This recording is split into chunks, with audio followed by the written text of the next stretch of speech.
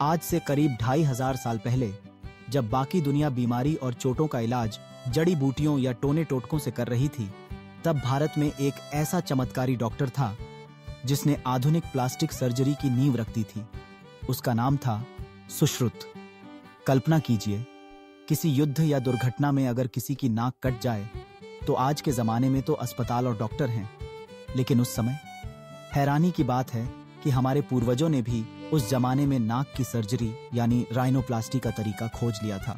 सुश्रुत न केवल एक कुशल चिकित्सक थे, बल्कि उन्हें शल्य चिकित्सा का जनक भी कहा जाता है।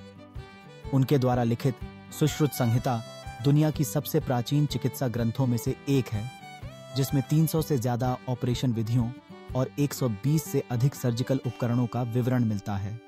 सोचिए, वह समय जब लोहा पिघलाने की तकनीक नई नई थी, तब सुश्रुत ने जटिल सर्जरी के लिए औजार बनाए और उन्हें इस्तेमाल भी किया। सबसे अद्भुत बात है उनकी नासिका पुनर्निर्माण तकनीक, जिसमें पेशेंट की नाक की जगह उनके गाल या माथे की त्वचा से नई नाक बनाई जाती थी।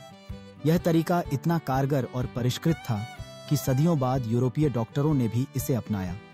सुश्रुत ने न केवल नाक, बल्कि मोतियाबिंद, हड्डी की सर्जरी और यहाँ तक कि प्लास्टिक सर्जरी की और भी विधियां विकसित की। सुश्रुत की कहानी हमें यह सिखाती है कि सीमित संसाधनों और सरल औजारों के बावजूद यदि जिज्ञासा और समर्पण हो तो असंभव को भी संभव बनाया जा सकता है। आज जब हम आधुनिक चिकित्सा की उपलब्धियों पर गर्व करते हैं, तो यह याद रखना जरूरी है कि इसकी जड़ें हमारी अपनी धरती पर सैकड़ों साल पहले ही रोप दी गई थीं। सुश्रुत की विरासत हमें अपनी प्रतिभा और सांस्कृतिक धरोहर पर गर्व करने की प्रेरणा देती है।